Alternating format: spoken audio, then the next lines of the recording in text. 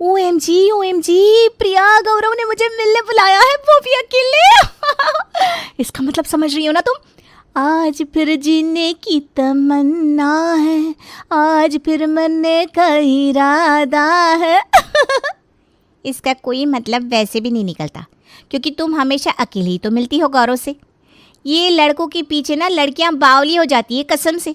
4 महीने पहले तो मिला तुम्हें वो, और जीने की तमन्ना, मरने का इरादा। क्या बात है?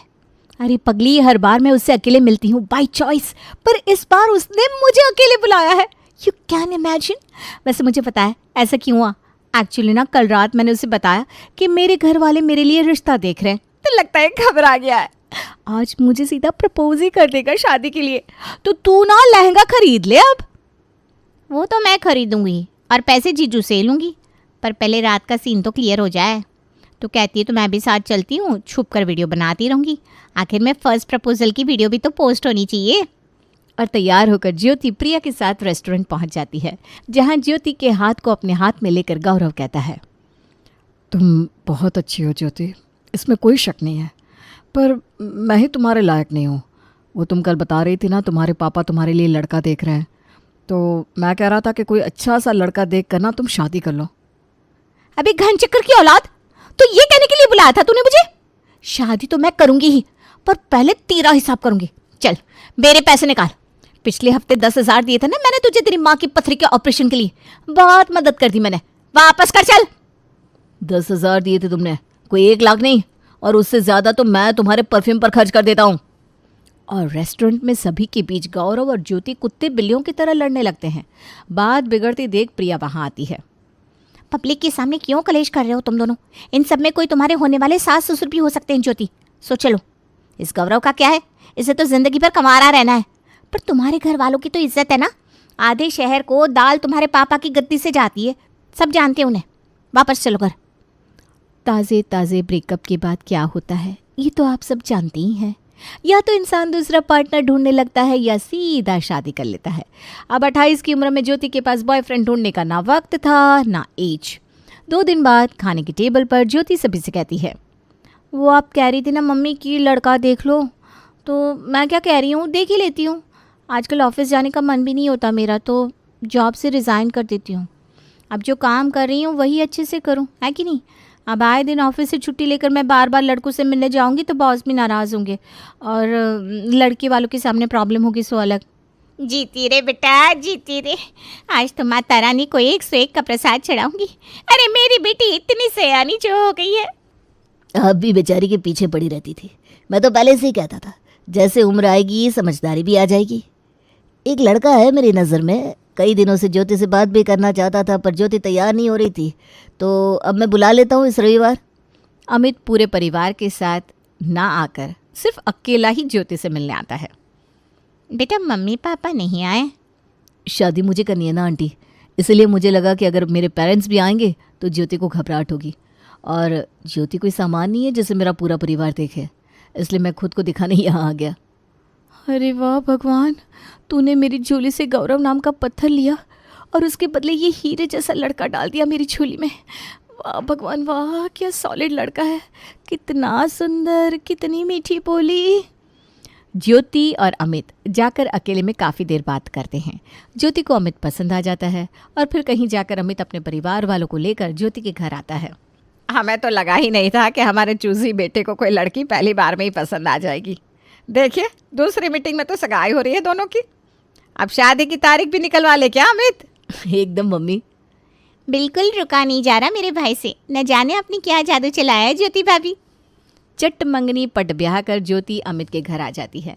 सुबह सुबह अपने कमरे से तैयार होकर ज्योति बाहर आती है। नाश्ते में क्या बना लूँ मैं मम्मी जी? अरे बेटा शाम की फ़्लाइट है तुम्हारी, और तुम चाय नाश्ते की सोच रही हो? हनीमून से होकर आओ, उसके बाद देखना। वारी जाऊँ मैं आप पर मम्मी जी, मैंने कभी सोचा नहीं था कि अरेंज मैरिज में भी इतनी अच्छी सास मिल सकती है किसी को। अपने कमरे में आकर ज्योति सबसे पहले प्रिया को कॉल लगाती है। अरे बहन, लाइफ सेट हो गई मेरी। अच्छा हुआ उस गौरव गोबर से पीछा छूटा मेरा। अब तो मैं हनीमून का मजा लूंगी। Manali, I am coming. और रात की फ्लाइट से ज्योति अमित के साथ मनाली निकल जाती है। अगली सुबह इतनी लंबी जर्नी के बाद नींद बड़ी ज़रूरी थी, क्यों ज्योति? हाँ अमित, इस फ्लाइट से रिटर्न नहीं जाएंगे हम। कोई फैसिलिटी नहीं थी और फ्लाइट का नाश्ता कितना ख़राब था। पूरा मूड ऑफ हो गया था मेरा। मुझे तो बड़ी जोरों की भूख लगी है। हाँ बेबी, मैं अभी नाश्ता ऑर्डर करता हूँ। वेटर जैसे ही खाना लेकर आता है, ज्योति खाने से पहले उसकी फ़ोटो क्लिक करके इंस्टा पर पोस्ट कर देती है। उस फोटो को देखते ही सबसे पहले मैसेज उस गौरव का ही आता है। बड़े दाल के कारोबार है तुम्हारे पापा के, फिर भी ऐसे लड़के से शादी करवा दी जो हनीमून पर मनाली ले गया तुम्हें। मेरी बीवी को तो मैं स्विट्ज़रलैंड लेकर जाऊंगा। इस मैसेज को पढ़ने के बाद ज्योति का मन अब मनाली में कहाँ लगता। नाश्ते के बाद नहाकर अमित फ्रेश भी हो जाता है, पर ज्योति वहीं की वहीं बिस्तर पर बैठी रहती है। तुमने अभी तक नाश्ता भी नहीं किया बाबू, हमें घूमने भी जाना है। मुझे यहाँ अच्छा नहीं लग रहा अमित, क्या हम घर वापस चल सकते हैं?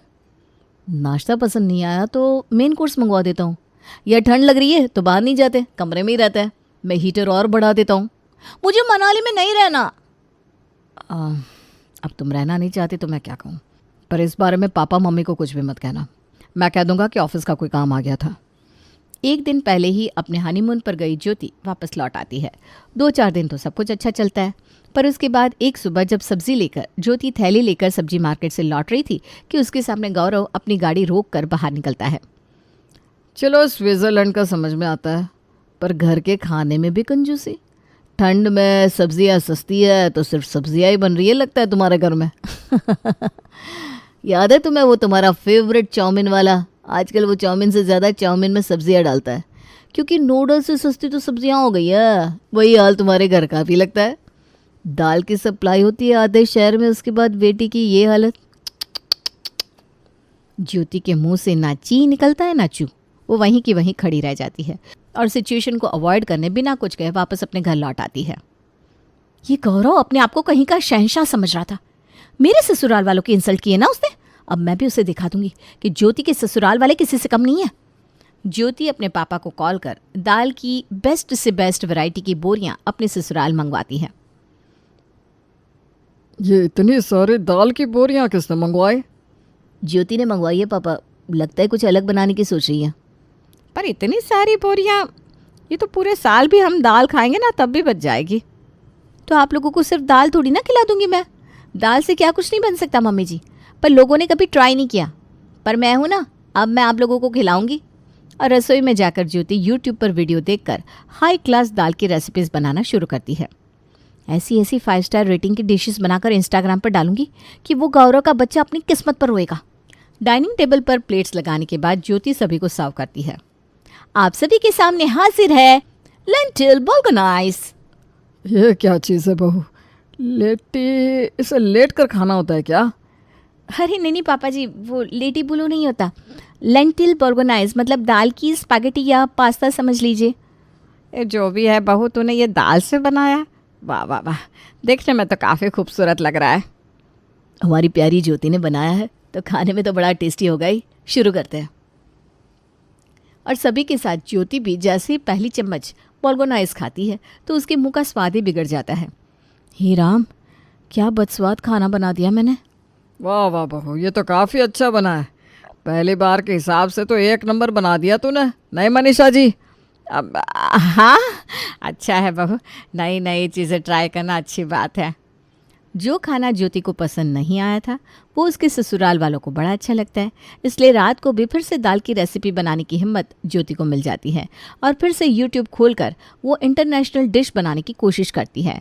और रात को सभी को परोसा जाता है lenticel soup with sweet potato और लेंटिकल सैलेड। और क्या खाने में बनाया मेरी मिसेस ने? लेंटिकल सूप के साथ sweet potato and lenticel salad. मैं समझी नहीं बेटा। लेंटिकल मतलब दाल मम्मी, तो दाल का सूप और उबाले हुए मकाई के साथ दाल का सलाद। फिर से दाल? मेरा मतलब है दोपहर में ही तो बहू ने इंटरनेशनल डिश बनाई थी और अभी फिर डिश बना ली। ऐसे तो थक जाओगी तुम बेटा, बार बार इतना मेहनत करने की क्या ज़रूरत है। नॉर्मल रोटी सब्जी बना लेती। वही ना मम्मी, अगर हम नॉर्मल खाने लगेंगे तो लोगों के लिए आम हो जाएंगे, इसीलिए ना कभी कभी स्टैंडर्ड मेंटेन रखना भी ज़रूरी होता है। दोपहर का खाना तो फिर भी सभी ने किसी तरह निगल लिया था, पर अब मनीषा हार गई थी। पर वो अपनी बहू का मन दुखी भी तो नहीं करना चाहती थी। इस खाने को तो मैं अकेले कमरे में बैठकर खाना चाहती हूँ। बिल्कुल सही कहा आपने मनीषा जी, क्या खाना है, वाह बे वाह। इसका मज़ा आराम से बिस्तर पर बैठ कर खाने के बाद ही आएगा। और अपने अपने खाने की प्लेट लेकर मनीषा और मानव कमरे में चले जाते हैं।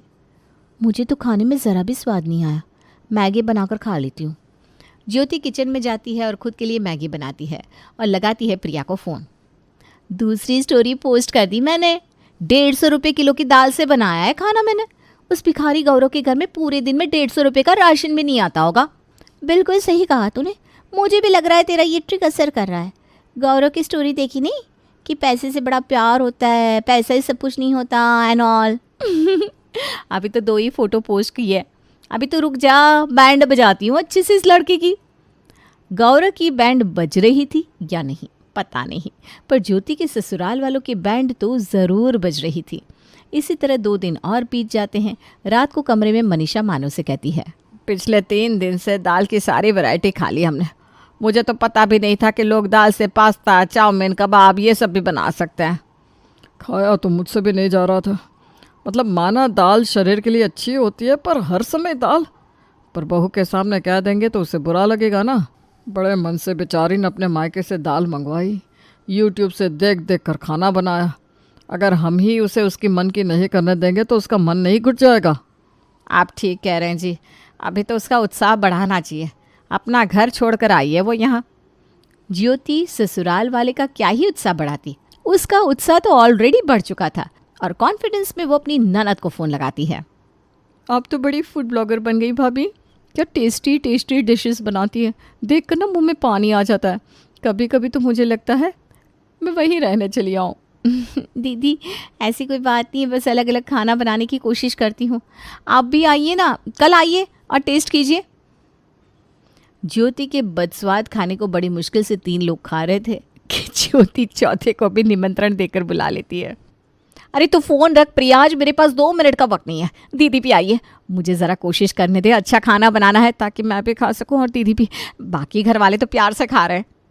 तो तू आज ना 4-5 डिशेस बना लेना जिसे देखकर गौरव भरती की तरफ भुन जाए। और ज्योति बनाती है चने दाल की सब्ज़ी, लसागना सूप, दाल पेटिस, दाल स्प्रिंग रोल और दाल केक। बाप रे, इतना सब कुछ भाभी, ये सब मेरे आने की खुशी में बना है, ये रोज़ बनता है। अमित भैया लकी यू आर, मैं तो अपने पति को एक सब्जी रोटी के सिवाय कुछ नहीं खिलाती। तो बस जीजू के खाने की टेंशन छोड़ दीजिए दीदी, उन्हें मेरे पास भेज दिया कीजिए, उन्हें भी दाल की रेसिपी बनाकर खिलाऊंगी मैं। बेचारी अपनी भाभी की कितनी तारीफ कर रही है, एक बार डिश खा लेगी तो रोती फिरेगी। हे भगवान, अब कैसे खाऊं इतना सब। निकिता जैसे ही एक डिश टेस्ट करती है उसका मुंह बन जाता है। ट्रायल गॉन रॉन्ग भाभी, होता है कभी कभी। पहली बार आपने बनाई है ना, ज़्यादा अच्छी नहीं बनी है, कुछ और खाते हैं।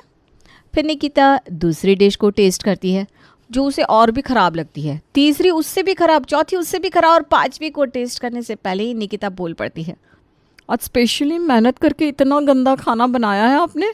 ये रोज़ इसी तरह का खाना बनाती हैं आप भाभी। ऐसे नहीं बोलते बेटा, बहू कोशिश कर रही है ना, बहुत अच्छा खाना बना है, बहुत अच्छा। मेरी कोई दुश्मनी नहीं है भाभी से। पापा अगर कुछ गलत है तो उन्हें बताना होगा, तब तो वो इम्प्रूव करेंगे। अगर आप उन्हें इस भ्रम में रखेंगे कि ये खाना अच्छा है तो ये वही बनाते रहेंगे। आपने ये खाना कभी टेस्ट किया हो भाभी तो आपको ख़राब नहीं लगा क्या? कसम से इतना ख़राब खाना मैंने तो पहले कभी नहीं खाया। ये सुनते ही ज्योति की आंखों में आंसू आ जाते हैं। वो रोते हुए अपने कमरे में चली जाती है। अमित अपनी पत्नी के पीछे पीछे कमरे में जाता है। क्या छुपा रही हो ज्योति तुम मुझसे? जिस दिन से हम हनीमून से आए हैं उस दिन से तुम बदल गई हो। हम फ्रेंड्स भी हैं ना, प्लीज़ बताओ, कुछ तो बात है। और अपने पति का सपोर्ट पाकर ज्योति कहती है, मेरा एक्स मुझे चिढ़ाता है। मैंने गौरव के बारे में बताया था ना आपको, पहले हनीमून पर, उसके बाद हमारे घर के खान पान को लेकर ही। सब्जियां सस्ती हो गई है इसलिए तुम्हारे ससुराल वाले इतनी सब्जियां मंगवाते तुमसे। तो उनके सामने अपने ससुराल वालों की इज्जत रखने के लिए मैंने दाल की वैरायटीज़ बनानी शुरू कर दी। क्या पागल हो क्या तुम? वो अब तुम्हारी लाइफ में नहीं है, वो जा चुका है। उसे इस बात की जलन है कि तुम आगे बढ़ चुकी हो, इसीलिए तो बार बार वो तुम्हें नीचा दिखाना चाह रहा है और तुम हो कि उसकी बात को मानकर रिएक्ट कर रही हो और खुद के लिए चीज़ें कॉम्प्लिकेट कर रही हो। 2 बातें सुनाकर ब्लॉक कर दो या फिर ख़त्म, कहो तो मैं सुना देता हूँ। यही गाइडेंस तो मुझे चाहिए थी, थैंक यू अमित। पता ये दाल की वैरायटी का खाना मुझसे भी नहीं खाया जा रहा था, पर बस अच्छी अच्छी फ़ोटोज़ लेकर पोस्ट करने के लिए और उसे दिखाने के लिए मैं ये सब कर रही थी। भाड़ में जाए गौरव। एंड थैंक्स टू दी कि उन्होंने सबके सामने मेरे खाने की इंसल्ट की, वरना पता नहीं कब तक ये चलता। ज्योति और अमित कमरे से बाहर आते हैं। आई एम सॉरी भाभी, मुझे नहीं पता था आपको ये बात इतनी बुरी लग जाएगी। मैंने तो ऐसे ही बोल दिया। आपने बिल्कुल सही किया दीदी, मुझे ना दाल की रेसिपी बनानी नहीं आती, मैं तो खुद इस खाने को नहीं खा पा रही थी। सही में क्या बेटा? सच बताऊं तो हर रात कमरे में खाना ले जाने के बाद मैं उसे खिड़की से बाहर फेंक देती थी, खाया ही नहीं जाता था। तुमने दाल का इस्तेमाल तो किया पर खाने को ना इंडियन छोड़ा ना वेस्टर्न। चलो अच्छा है, बहू नाराज़ नहीं है। और एक खुशखबरी ये भी है कि आपकी बहू अब से दाल की वैरायटीज़ नहीं बनाएगी। इस बात को सुनकर ज्योति के परिवार वाले इतने खुश होते हैं जितने वो अपने इकलौते बेटे की शादी में नहीं थे। फाइनली दाल की सब्जी का ये ड्रामा खत्म हो जाता है। अगली सुबह खाने में क्या है बहू? दाल के पराठे। मजाक कर रही हूँ, आलू के पराठे और पुदीने की चटनी है पापा जी।